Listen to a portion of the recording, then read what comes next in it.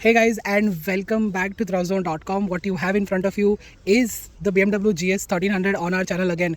It was May 2024 when we test drove this motorcycle in Ladakh, and our first impressions were really impressive of what the motorcycle was all about. It's taken some time for us to do the road test, but there is some change to that aspect as well. What we are going to review is slightly different version than what we reviewed earlier. This is the 1300 GS 1300 with the 791 options variant that we have on offer here today. So it's got a very signature look. It's got some signature aspects of the limited edition that is all about, and it continues to be pretty much similar to what it was. Of course, Leh, Ladakh, and Mumbai are completely different in terms of altitude and the roads and everything else. There is some similarity, of course, about the bad roads, but most of the time it's great. And as you probably know by now, I like the city that I stay in, and there are some good bits and bad bits about both places, and there are some very good bits about the GS 300, 1300, and something that I've noticed that I really want to talk to you about. Let's quickly jump into the design. Let's talk about the front end. Of course, this is something that has been widely talked about. Somebody likes it, somebody hates it. It's always, the other part of the advanced part of the world that just doesn't take, evolutionary designs, easily. They don't intake all of that quite well. But I think what the GS 1300 here wants to offer you is something new, something exciting, because what's underneath there also is very different.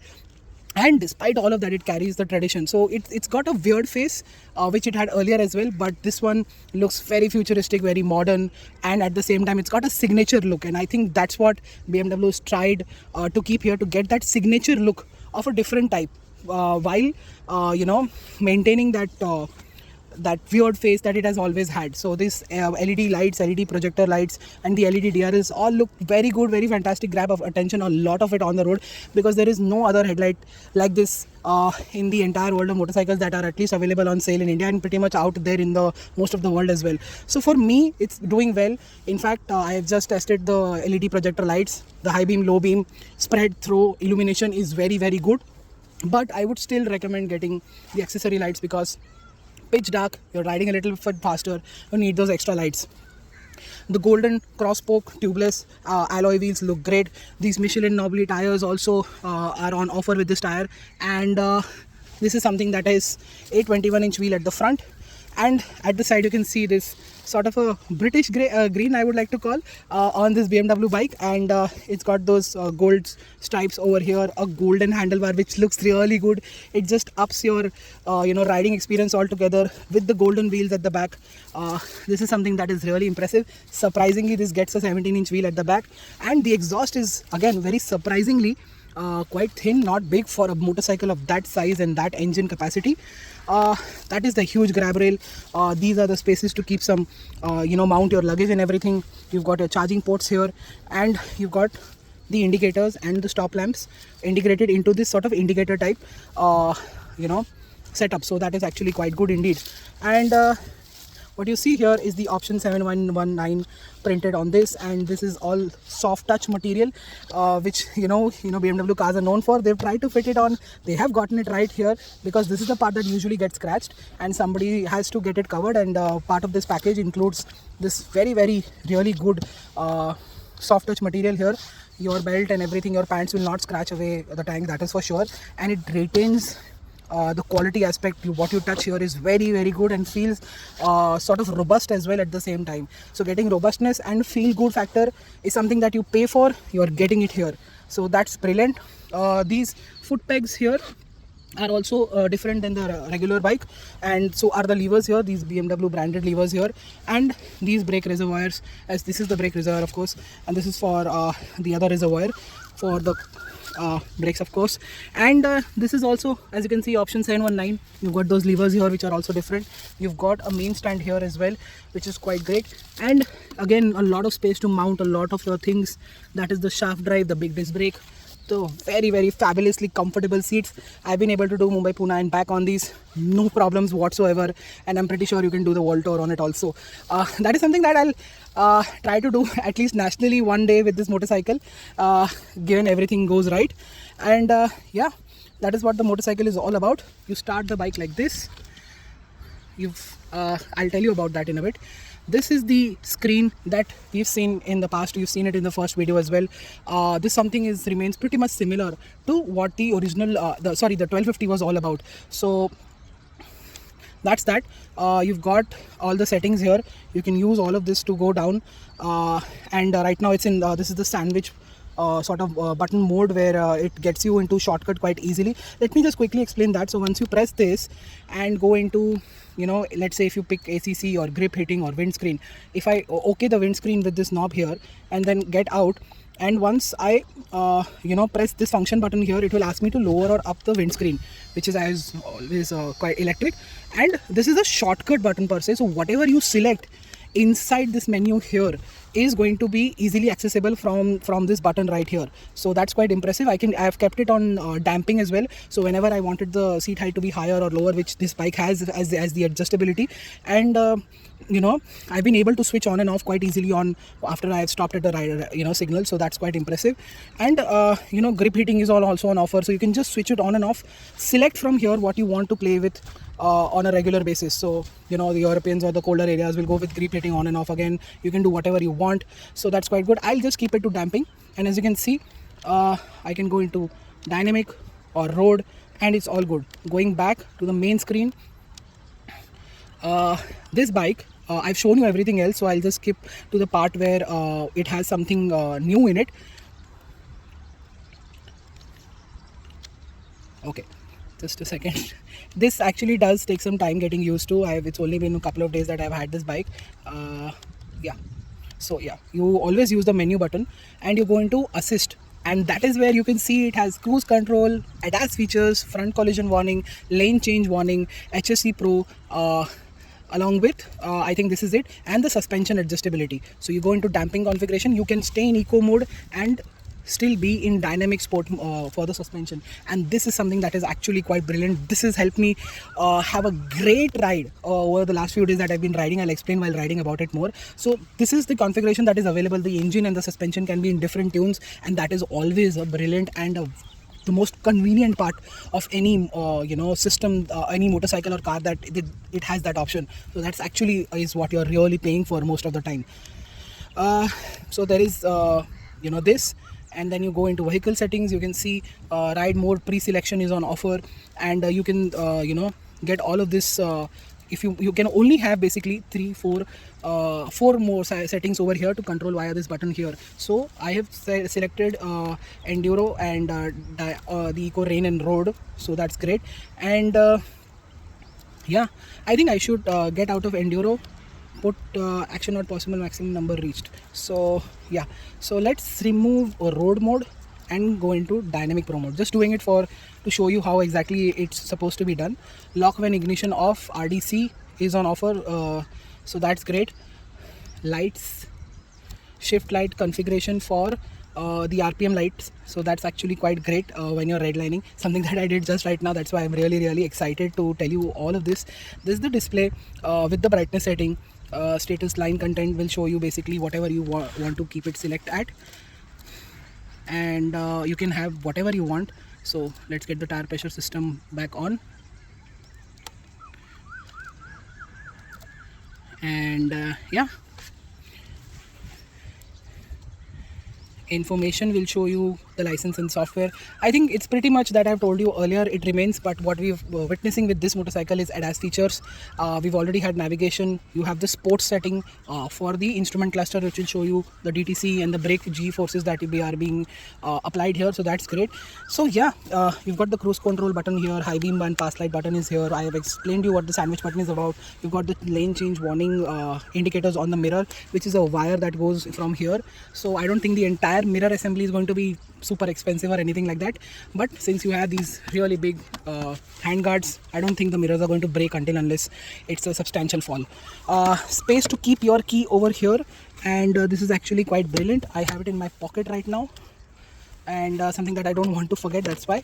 And you can keep your key like this here, and it has the button to unlock the bike as well. You just need to have it very close by, and your motorcycle will start and stop. So that's that. So these are the changes that we see in the 719 variant here over the regular variant that we rode earlier. There is one more variant as well, which I've already told you about. It continues to be on sale. So that's that.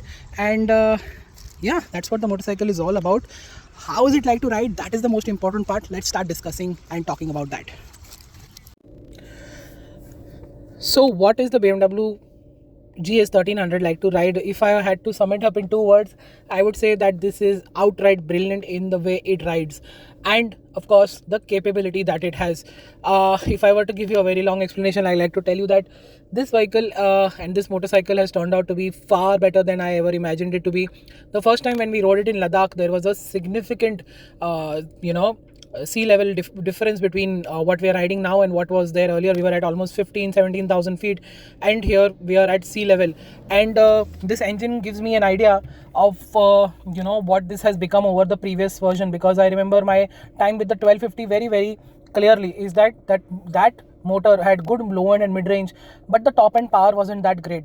But with the that also had shift cam technology, but here with the tuning, with the extra horsepower and torque, almost 145 bhp and 150 newton meters of torque, which is surprising similar numbers to each other, gives it a fantastic power to weight ratio. At the same time, it has very good low end tractability, it has very good mid range power, and it has a fantastic top end as well. So that is the big change with this engine, and you're really going to enjoy it. The top end is very alive and kicking. It can go above 140 even easily, and with the kind of weight and suspension and aerodynamics it has, it is well capable of doing 200 kilometers plus in no time. And that is what surprised me to a very large extent, on how this motorcycle reaches 200 kilometers an hour almost very quickly. This engine has been made in mind with the fact that this is going to serve a lot of other motorcycles with changes here and there. So I think that's the reason why the GS 1300 overperforms as well.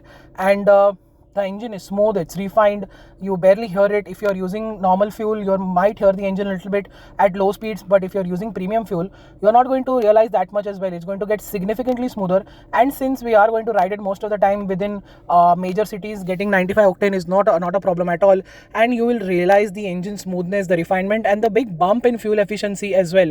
So this can deliver easily around 15 to 20 kilometers per liter, and it can jump up to 25 kilometers per liter as well on the highway if you ride within 100 kilometers an hour of speed, something that my colleague did. I was unable to do, but he had the capacity to stay calm and composed and get it under 100 all the way to BMW's base back, and that is where we saw that very very impressive number. So that is actually quite brilliant. And yeah, in terms of engine refinement, power, it's absolutely amazing. I told you, low end is great, mid range is good, top end is brilliant. So it comes across as a motorcycle that can do it all. And when you count in the capability aspect, so when do we need low end torque is while we are mostly riding within the city, or with the GS doing off-road as well. With the off-road capability that this motorcycle has, partly comes from the engine, because it has torque all the time. In enduro mode, it has a lot of torque, even in eco mode or any other mode. This motorcycle has torque whenever you ask for it, in whatever gear and in whatever riding mode.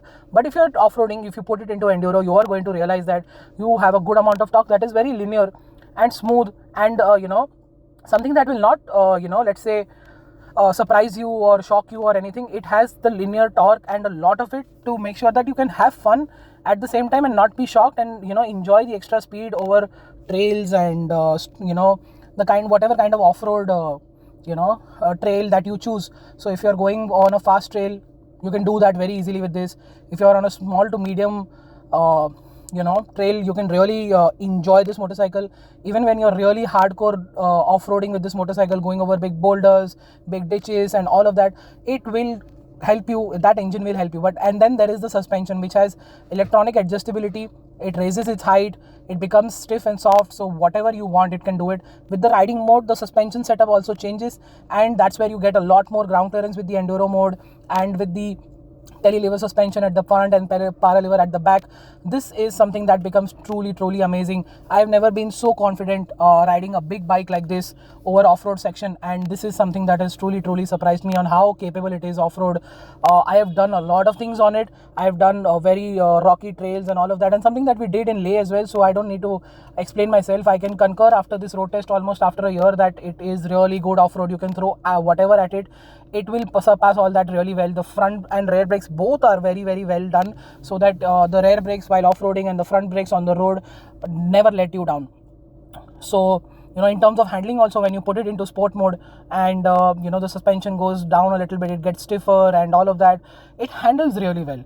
I mean, it's not out and out precise and smooth, but the way this motorcycle goes is that it's got this wavy, smooth way of handling. So it's never really restricting you from doing anything, but it isn't letting you devoid of confidence. And that is the easy way of easy handling. When we say easy handling of a motorcycle now, GS 1300 actually redefines that aspect, because it can do it all, and you can really enjoy it. You don't need to lean hard or do anything like that to truly have a lot of fun.